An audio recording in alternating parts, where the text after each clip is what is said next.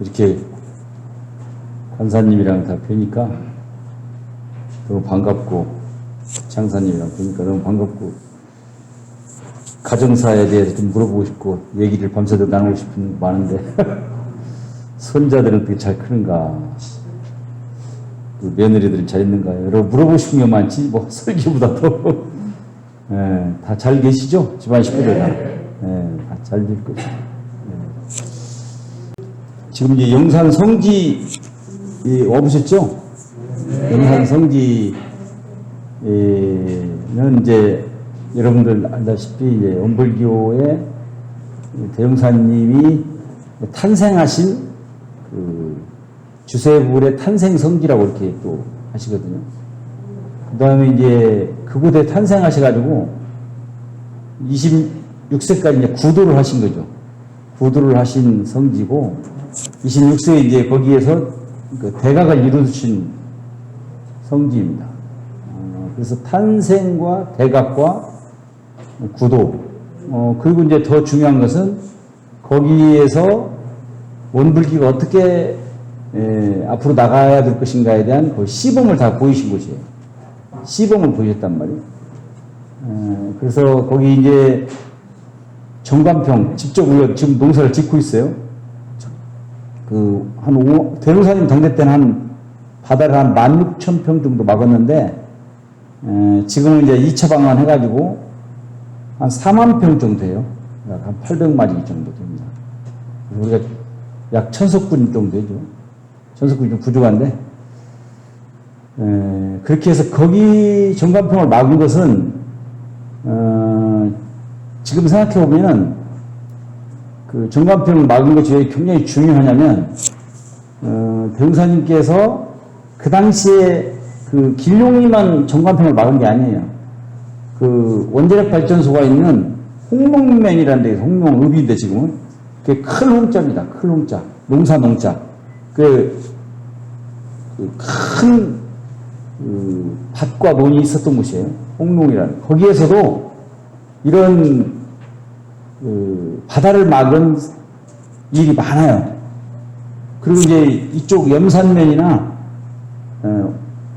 백수 읍내도 우리보다 훨씬 그 평야입니다. 거기도 똑같이, 바다를 막아서 논을 만들었어요. 그런데 이제 그 사람들의 논을 만드는 거하고 우리하고 다른 것은 뭐냐면, 그 사람들 대부분 다 일본 사람들의 자본으로 만들어요. 일본 사람들이 대자본으로, 일본 사람들이 직접 해서 기계와 돈을 동원해서 대량으로 바다를 막아요. 그런데 거기가 또 하나는 조기상 씨라고 유명하신데, 국회의원도 여러 번 하셨고, 지금도 살아 계시더라고. 그 직사박사 조기상 씨한테 대부분 사채빚을 써요. 영광 사람들이. 그분의 사채빚을 내서 바다를 막아요. 대부분 다 그렇게 막아요, 바다를.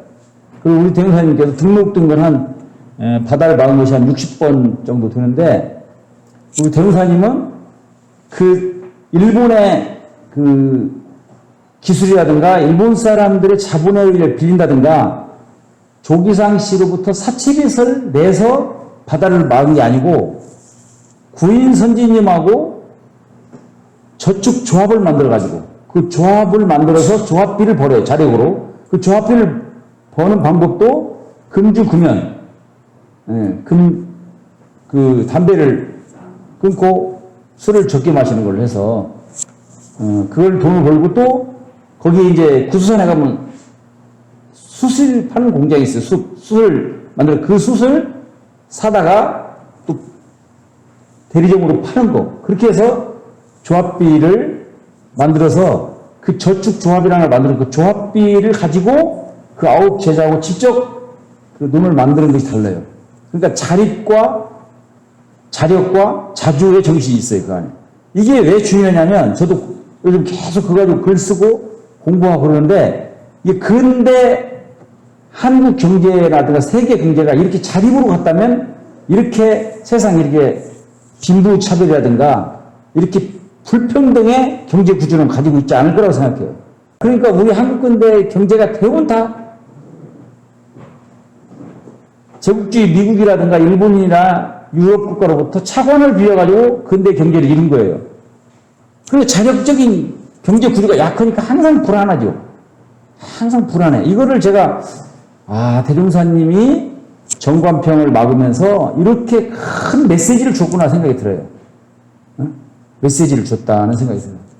그래서 정관평은 그런 이제 뜻이 있고, 뒤에 이제 정관평이 끝나고 나서 경제적 자립을 하고 나서 이제 법인기도를 하는 거거든요. 원기 3년. 법인기도가 기도를 덥석 그냥 빚을 갚아달라고, 그런 기복적인 기도를 하는 게 아니고, 우리 아들 좋은 데 취직해달라고 이거 막 기복적인 단순하게 기도하는 게 아니고, 경제적인 거라든가 정신적인 거라든가 이렇게 건강한 상태에서 건강한 마음과 몸을 가지고 천지신명께 기도를 한다고요. 천지신명께. 얼마나 그 기도가 잘 듣겠어요. 그래서 법인기도를 해서 대종사님이 그런 형태를 이뤘다. 거기에서 이제 그렇게 해서 원기 대각을 하고 나서 1919년 원기 3년 변산을 갈 때까지 대종사님이 그 안에서 건 30년을 사셨다고요. 영산에서. 그리고 영산에 얼마나 많은 이야기가 있겠어요. 이야기가 참 많겠죠. 그래서 제가 3년간 거기 살고 있는데, 정말 제가 교과서로 배웠던 거, 그 다음에 교수님한테 들었던 거, 옛날 충무에서 충무담으로 들었던 거, 제가 가서 살면서 또 그 자리를 또 답사하면서 새롭게 공부를 하게 되니까 정말 너무너무 좋더라고요. 이제 대종사님과 직접 만나는 기분이 드는 거예요. 만난다. 대종사님의 그 고민이 제 고민으로 조금씩 느껴져요. 그래서 그 현장이라는 게 그렇게 중요하구나 생각이 들어요. 현장이라는 게. 여러분들도 마음이 착잡하고 잘 얽히고 그러면 영산에 한번 오셔봐요. 그래서 거기에서 이제 오늘 제가 드리는 말씀은, 영산 성지에서 지금도 대종사님을 친견하신 분이 4분이 살아계세요. 4분이. 그래서 내가 너무 감사해서, 그분들은 이제 제가 1월 1일 날, 이런 4월 28일 날, 또 작년 같은 경우는 5월 30일 날 이렇게 찾아뵈요. 일부라도 영상에 나오는 쌀이라도 갖고 와서 찾아봬요. 그래서 언제 뵐까 감사해요. 그분들이 제가 인터뷰해가지고 그분들한테 이렇게 받은 이야기가 있어요. 제 이제 평화일기에 써놨는데, 그 얘기를 제가 조금만 해드릴게요. 시간이 많이 흘러서 제가 이제 주무셔야 될 것 같아서. 이 이야기는 어디 기록이 안 나있으니까 저한테만 들으실 수 있어요. 그러니까 이런 이야기를, 대종사님께서 이제 옛날에는 그 전기도 없고 도로도 없고 산으로 이렇게 다녔잖아요. 산으로 다녔는데, 그 가객집안은 사산 오창건 선지님 며느리한테 그러셨다는 거예요. 며느리한테. 야, 이거 빨랫줄이자, 빨랫줄. 여기 집에 빨랫줄이 대부분 다 그래져 있잖아요. 그럼 대종사님이 앉으셔가지고 빨랫줄을 탕탕 튕기시더란 거야. 방금 튕겨. 이 기록이 안 나요. 탕탕 튕겨. 저 양반이 왜 저렇게 빨랫줄을 튕기냐고. 빨랫줄 이렇게 튕기면서, 야, 이게 무슨 뜻인지 모르냐? 그러니까. 이게 빨랫줄을 이렇게 건드렸지는 모르겠네. 이렇게 이제 하니까, 여기가 너희들은 못 볼 것이다. 그런데 조금 있으면 이 길룡리를 비롯해서 여기 영광이가 이렇게 빨래줄처럼 빤딴 길이 난다 그랬잖아요. 길이 난다 그랬대요. 그거를 자기 시어머니한테 들으신 거예요. 그 자기들도 들었는데 그 무슨 말씀을 빨래줄처럼 탕탕 튕기면서 이렇게 빤딴 신장로가 난다 그랬다는 거예요. 그 당시에 신장로라는 것은 있을 수가 없어요. 지금도 길룡리는 도로가 별로 없어요. 약해. 그러니까 그전에는 입정터를 가는 길이라든가 다 산 위로 다녀요. 산보능선. 거기서 산으로 가가지고 거기에서 입정터라든가 조그마한 포구에서 법성포 나갈 때는 다 배로 나가요. 산길이 없으니까. 그리고 한시랑이라는 데 있는데 거기 법성포가 가까워요. 그 산도 학교를 어떻게 다니냐? 배 타고 다녀요. 배 타고. 법성까지. 법성포 대부분 다. 배가 주 도로기 때문에 일반 도로는 거의 없어요. 있다고 해도 그 산밭제로 넘어가는 산길이에요. 다 산길. 그 산 꼭대기에서 장을 본 거예요. 서로. 장을 본 거지. 산이 깊어요. 아니, 그 당시 그냥 그 빨래줄을 튕기면서 그 신장로가 난다고 웃으면서 우투치더라는 거예요. 제 양반이 지금 배가 거기 씻어도 많이 씻어갔다는 말 들었는데 배가 하고도 저렇게 못 고쳐가지고 어느 소리만 하시네. 그랬다는 거예요. 응? 그 얘기를 제가 들었어요. 그게 그 첫 번째 뵌 사람이 대웅사님 직접 그 법명을 지어주신 김학병 할아버지가 살아 계세요. 85세인데 지금. 이분이 이제 참 신심이 장하시더라고. 그 대흥이 그 길룡리에서 좀 떨어진 한 1km 정도 떨어져 있는데 그 대흥 마을이라 했는데 대흥사라는 절터에다 자기 집을 지셨더라고. 대흥사라는 절터에 집을 지셨는데 이분이 이제 대흥사님을 뵙고 그 어머니가 이제 요가하고 친척이 돼가지고 대흥사님을 뵈니까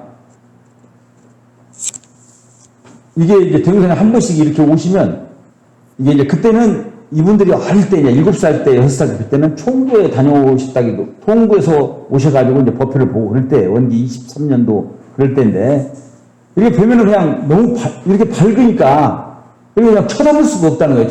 이렇게 어린애들도 7살인데도 이렇게 쳐다보면 눈이 부셔가지고 아이고 이렇게 응?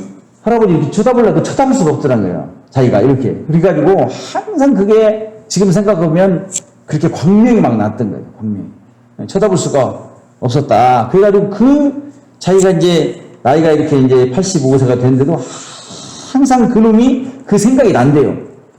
그 생각이 난다는 거예요. 그리고 대웅사님께서 법명을 지어주면서 자기 어머니한테 대웅사님께서 그분이 몸이 좋아요. 경찰 공무원 했더라고. 이제 나중에 경찰 공무원 몸도 좋고 씨름을 해도 이길 사람이 없었대요. 그러니까 그 사람을 대웅사님께서 머리를 이렇게 막 손으로 쥐면서 아따 이놈 단단하다 이놈 야 이놈 좀 단단하다 이놈 잘 키워보소 이놈 잘 키워보소. 그러니까 이게 이제 그렇게 몸이 튼튼하니까 이 튼튼한 일을 할 놈이다 잘 키워보라 그랬다는 거예요. 그래가지고 당신의 머리를 이렇게 한번 만들어야죠. 이놈 잘 키워보소. 머리를 크게 이렇게 주무르더라는 거예요. 그 손길과 그 눈빛을 잊을 수가 없대 당신이 평생. 그래가지고 당신이 경찰 공무원으로서도 사람 범인을 잡으러 때리는 직업이에요. 때려야 이 범행을 자백을 하고 그런 시절이었대요. 그래가지고 대웅사님한테 법명도 받았고 그렇게 은혜를 입었는데 때릴 수는 없고 다도 범인들한테 대웅사님처럼 눈을 이렇게 막 불알을 떴다는 거예요. 어린놈 그러면 그럼 다 그냥 다 풀어버렸다는 거예요. 예, 알겠습니다. 제가 그 죄인입니다. 맞고 그렇게 해가지고 자기가 때리지도 않고 범인을 잡았다 그래요. 그래서 그 은혜를 잊을 수가 없다는 거예요. 그래서 지금 대흥마을에 사시는데 할머니는 이제 요양병원을 가서 혼자 사시더라고. 그런데 하루의 취미가 뭐냐면 그 성지를 한 바퀴 돌아보는 거예요. 성지를 돌아보는 거예요. 성지를 한 바퀴 돌아보고 거기서 대웅사님을 막 그리워하는 거예요. 언제 비올까? 그러면 그렇게 스트레스가 해소될 수가 없다는 거예요. 자기가 마음이 하얘진대요. 그거 한번 돌아보는 거예요. 그리고 좀 기운이 더 나면 그 삼바째 자기 어릴 때 봤대요. 어릴 때 6.25 끝나고 나서도 그 삼바째 올라가면 대종사님이 기도했던 그 운막이 있었대요. 운막 이렇게 대종사님 아버지께 지어졌던 운막. 그때까지 안 부셨대요. 이거를. 나도 처음 들었어요. 그분한테. 운막이 있었는데 그때까지 자기가 보았다는 거예요. 그 삼바째 이렇게 기도터로 져준 거 그걸 봤다는 거예요. 그래서 김병학 그 교도님을 이야기가 있습니다. 그래서 그분은 잘 성지를 날마다 돌으세요. 그리고 이제 또 두 번째 분인데 이분들은 같이 다니세요. 같이. 한 분은 칠산 육원 선진 종사의 후손이신 승산 유인섭 교도이시고 한 분은 대웅사님 일가 친척이신 덕산 탕무영 교도님이세요. 우리 회장님하고 똑같은 덕산. 이분들이 저한테 대웅사님을 비연 얘기를 이렇게 해주더라고요. 그 대웅사님을 아까 똑같아요. 그분하고 이렇게 쳐다보는 순간에 이게 눈이 부셔가지고 어린 7살이 눈이 부셔가지고 제대로 보들 못하는 거예요. 그런 게 있었고 하나는 대웅사님께서 살생을 굉장히 금하셨다고 그래요. 그 길룡리는 그 논과 밭이 있고 농촌이 있어요. 그리고 산이 있어요, 산촌이 있고 또 바다가 있는 어촌이 있어요. 어촌과 농촌과 산촌이 함께 있는 묘한 곳이에요. 그러니까 정관평을 막아가지고 바다를 막았잖아요, 바다를 막았는데 바다를 막으니까 바다의 원래에서는 개들이 많이 살잖아요. 그 개포래, 클랩. 개들이 많이 살잖아요. 이제 기어다니는 개.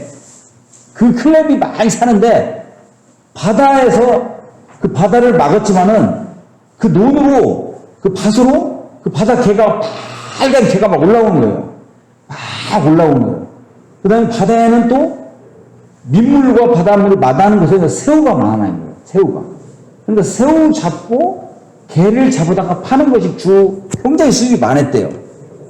수익이 많았다는 거예요. 근데 이 교도님도 다른 사람들 그거 이제 밖에서 이렇게 사가지고 이제 개를 갖다가 파는 것이 그러면 농사 짓는 게 훨씬 많이 받았다는 거지. 그러니까 대무사님께서 어느 날 동네 입구 개를 이렇게 잡아가지고 이렇게 오는데 개를 잡아가지고 오는 대무사님께서 그 바위에 앉아 계시더라는 거예요. 바위에.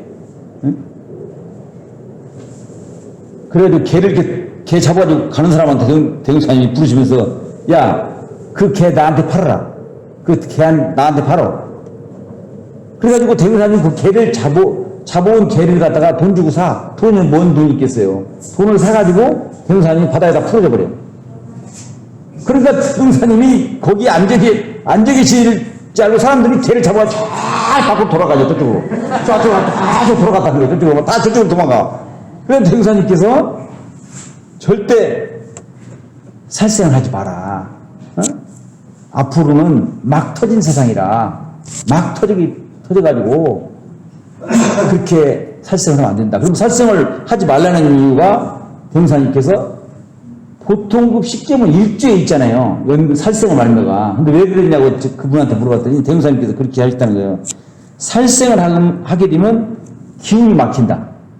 그러니까 기운이 막힌다는 것은 그전에 사람과 관계만 잘했으면 됐어요. 그전에는 사람과 사람에. 지금은 동물과 식물과 관계도 막히면 안 된다는 거예요. 막혀. 일부러 죽이면 안 된다는 거예요. 그러니까 그거 만물 평등 시대가 됐기 때문에 대무사님 그 법문을 통해서. 그러니까 기운이 막히면 안 된다. 또 살생을 하게 되면 네 안에 있는 자비심이 없어질 수가 있다. 자비심이.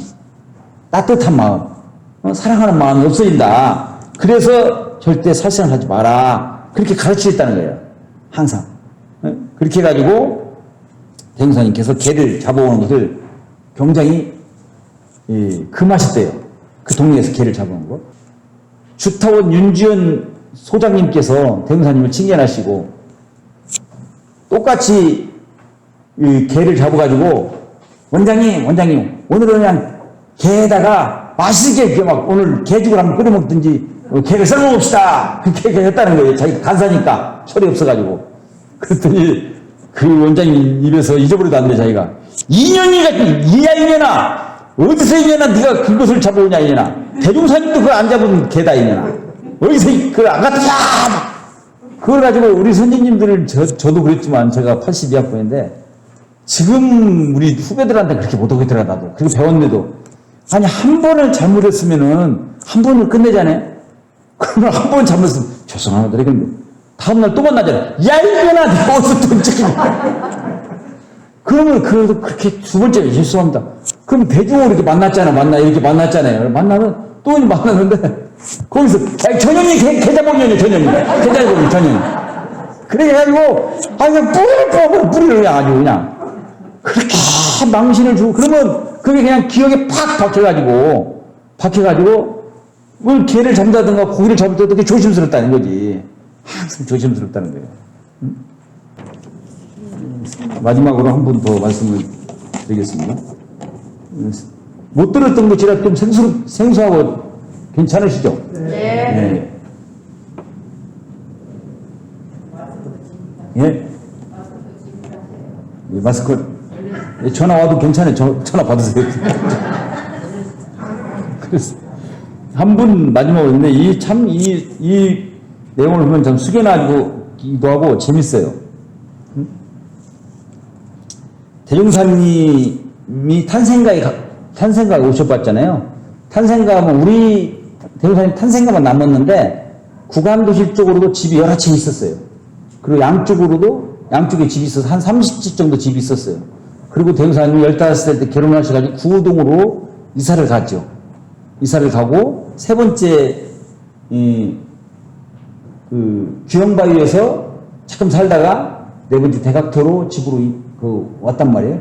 집으로 와가지고 거기서 이제 한 3년을 살고 그러니까 26세에 대각을 하시게 되는데 거기에 대각터에 만고일월비가 옮겨놨잖아요. 만고일월비라고.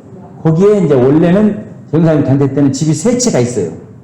세 채가 있는데 대종사님하고 사타원님하고 같이 살던 집 한 채 있고 동생 육산 박동국 선진이 살던 집 한 채가 또 있어요. 그리고 거기 또 집 한 채가 있었는데 그 사람은 오늘 얘기를 나오는 한천석 교도의 집이에요. 어머님이 김보명님이에요. 그 보명. 그 세 채가 있어서 그랬어. 근데 이 한천석 교도가 살아 계세요. 도양교단 교도요. 그래서 거기에 대각터에 지금은 대각터 다 잔디밭이잖아요. 거기서 밭을 읽었대요. 밭을 읽어가지고 거기서 이제 팔고 그랬대요. 밭했을 대각터가 지금 잔디광장이 동그란 이론상에 그려있는 거예요. 밭했다는 거예요. 밭이고 내과가 이렇게 돼 있다는 거예요. 거기서 사셨는데 거기서 한천석 교도를 난 거예요. 한천석 교도님을 그분이 호가 수산이에요. 저하고 똑같아요. 수산 한천석 교도님을 낳았어요. 그러니까 얼마나 가난하니까 이 본명님께서 이제 대종사님 모시고 오니까 이 한천석 교도님 제가 이제 직접 뵙고 교당에 가서 인터뷰도 하고 그랬었는데 이분이 이제 대종사님께서 하얀 두루마기를 입고 선방에 이제 나타나셨다는 거예요. 그래서 이제 우리 애를 법명 하나 주셔야 되겠습니다. 그랬다는 거예요. 법명을. 그래서 네가 원하는 것이 뭐냐? 어떤 법명을 줬으면 좋겠다. 이렇게 한 거예요. 법명을. 어떤 원하는 것이 있냐? 그러니까 가난 좀 모양하게 해주죠. 가난한 거. 가난한 것 때문에 그냥 지긋지긋하고 얘는 그냥 가난을 면하게 해주시는 법명 하나 주십시오. 그런 거예요. 그래서 대종사님 웃으시면서 그러시다는 거예요. 내가 밥은 먹게 해주마 그러시다는 거예요. 밥은 먹게 해주마 그러셨다는 거예요. 그리고 이름이 천석이 천석. 이름 천석군. 천석이 일초천자 돌석자거든요. 천석군 할 때 그 천석이 그렇다고. 한천석의 이름이. 천석이라고 법명을 줬는데 천석군이 되라는 법명이요. 어떻게 하라는 그래가지고 밥은 먹고 살 것이다. 밥은 먹게 해주마. 그래서 천석이라고 법명을 주었대. 그런데 당신이 선명하게 기억하시더라고. 이 한천석 교도를 이렇게 등을 두드리면서 아유 착해라. 착하다. 착해. 그러시더라는 거예요. 착하다. 착해. 그게 이제 당신은 어릴 때라고 알겠어요, 그거를. 그래가지고 이제 천석이라는 이름을 받고 어떻게 사시는가. 제가 87때까지 어떻게 사시는가를 일생을 쭉 들어봤어요. 가서 세 번을 내가 찾아뵀어요. 그랬더니 착해라. 착하다. 참 착하다. 애가 착하다는 거예요. 어떻게 사셨어요? 일생을 어떻게 사셨습니까? 그랬더니 해룡고등학교에서 그 소사, 그러니까 그 기술직으로 사신 거예요. 기술직으로. 30년을 거기서 해룡고등학교에서 기술직으로 봉사를 하신 거예요. 그 직장을 하신 거예요. 그러니까 대구사님 말씀이 뭐라고 했어요? 아까 착하다 했잖아요. 착하다는 것이 어떻게 되냐면 30년을 봉직했는데 그 이사회요 교장 선생님께서 10년을 더 근무를 해야 돼요. 10년을. 그래서 만 40년을 근무했죠. 그런데 나이 먹고 일을 못해서 나왔지 너무 착하니까 그냥 계속 일을 하지 않았다. 계속 그냥 이러시라고. 그렇게 당신은 자기 마음속으로는 죄 한 번 안 지은 것 같다고요. 그리고 지금 뭐냐? 지금은 나이 드셔가지고 뭐냐? 나이 드셔가지고 하는 일은 내가 교당에 어떻게 봉사할까? 교당에 어떻게 봉사할까? 안 생각뿐이요. 할아버지가. 할머니도 돌아가시더라고. 할머니 옥타원이요. 열반하시더라고. 한 생각뿐인데 그분이 어떻게 교당에 봉사할까 하고 교당 8일 교당 집을 사가지고 얻어. 그래가지고 그 할아버지가 지금도 그 도양교당 청소 담당. 교무님 항상 동정 살피기. 이게 주 업무요. 양무당 같은 거 잘 모른대요. 교당만 가는 거예요. 교당 어디 들어오지는가? 교당 청소를 때문인가? 그리고 제가 있으면 재참석. 제가 있으면. 그 죄를 짓는데 살아나면 좀 썰렁하잖아요. 근데 그런 걸 알으시더라고. 그러니까 얼마나 교무님 봤을 때 그렇게 착각했어요. 어? 그래서 제가 이제 질겁게 한번 물어봤죠. 어떻게 천석군은 됐어요? 천석군. 하나님 너무 착해가지고 아주 할아버지가 그냥 말르셔가지고 일을 하셨으니까 말라가지고 그냥 농촌 할아버지죠. 그러니까 우리가 선입관념 있잖아. 그 마음을 비우고 물어봐야 되는데 이렇게 천석군이 안 되신 것 같은데. 그래가지고 이제 제가 그래도 마음을 그 실례지만은 천석은 어떻게 이루셨어요? 내가 그랬어요. 그랬더니 제가 뭐 천석인지는 모르겠습니다. 그러시더라고. 근데 큰아드님이 무엇이냐 물었더니 큰아들이 있더라고. 삼남 일녀가 있더라고. 큰아드님은 장흥하고 담양에 골프장이 2군데가 있대요. 장흥하고. 교당은 잘은 못 나가시더라고. 두 번째는 그 도양교당 옆에 큰 주유소를 하더라고. SK 주유소. 그리고 당신이 그 땅을 사주시더라고. 주유소라고. 그리고 당신 집에 있는 집과 농토를 합쳐보니 천석은 되는 것 같습니다. 그러시더라고. 우리 다 합치니까. 우리 네 식구 다 합치니까. 그러니까 옥타오님이 너무 살림을 잘하셔가지고 일체 쓰들 않고 남겨놓고 하고 그 분배도 지혜롭게 잘해가지고 합치고 합쳐서니까 빚 없이 천석은 된 것 같습니다. 그랬더라고. 삼술적 계산할 때 천섬이 넘는 재산가가 되신 거지요. 아직 허리도 아프고 건강하게 행복하다고 하십니다. 천석군. 그럼 난 대흥사님께서 그렇게 보면 대흥사님께서 이제 우리의 이제 스승님이시고 새 세상의 주세분이시잖아요.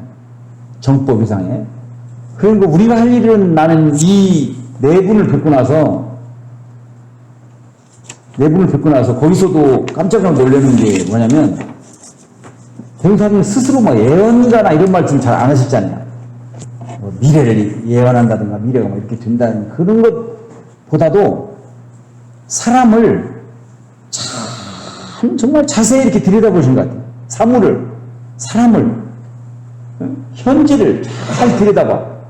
그래가지고 절대 허황된 꿈이라든가 쓸데없는 행동을 안 하시는 것 같아요.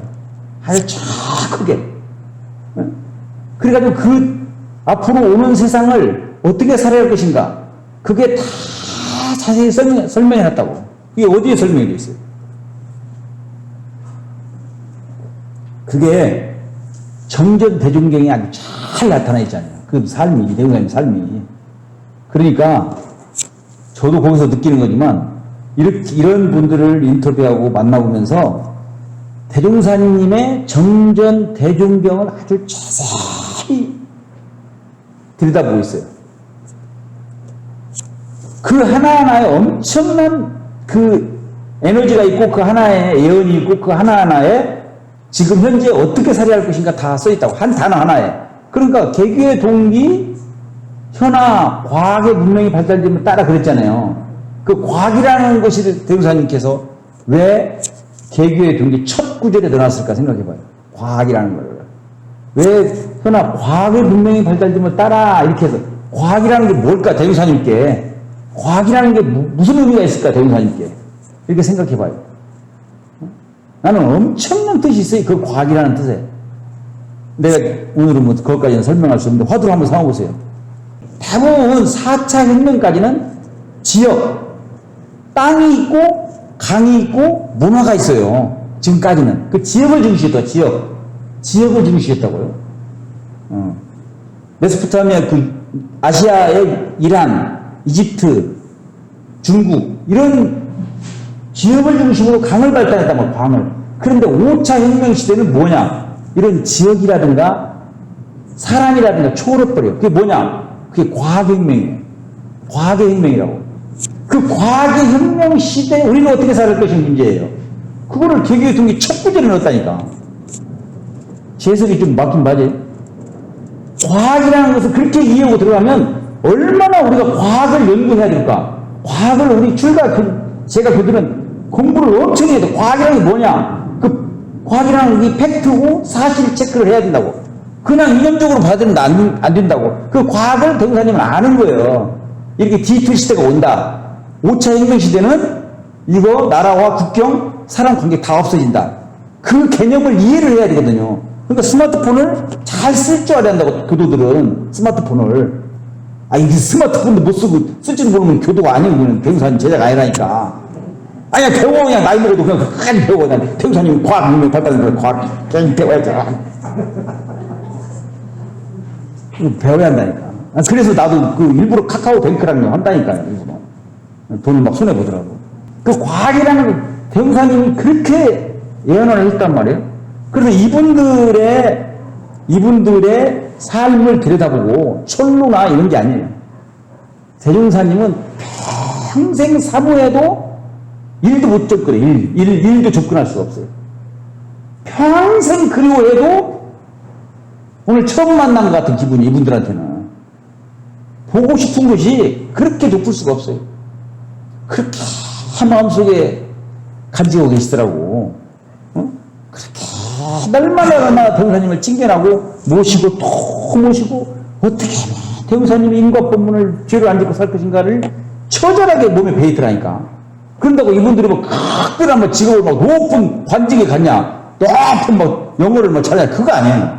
그거하고는 아무 상관없어요. 영어를 잘하냐, 높은 관직에 갔냐, 재산을 많이, 그거하고는 상관없어. 마음으로 그렇게 주세분을 모시냐. 야, 그 절절해요, 절절해. 그 직업은 아무 상관없습니다. 나이 먹은 거 그거 상관없어요. 그걸 얘가 배웠어요. 그래서 영산에서 이런 공부를 좀 하고 있어요. 그래서 제가 오늘 기회가 되면 이런 이야기는 이제 설교를 통해서 처음으로 해드리는, 다른 교당 설교로서는 처음 해드리니까 여러분들도 대흥사님을 보고 싶은 우리 대흥사님, 주세부 우리 대흥사님을 이런 분들의 삶의 이야기를 통해서 오늘 저기 더 꿈속에서 만나고 생활 속에서 만나셔가지고 하는 일마다 만사 형통하시길 빌겠습니다. 고맙습니다.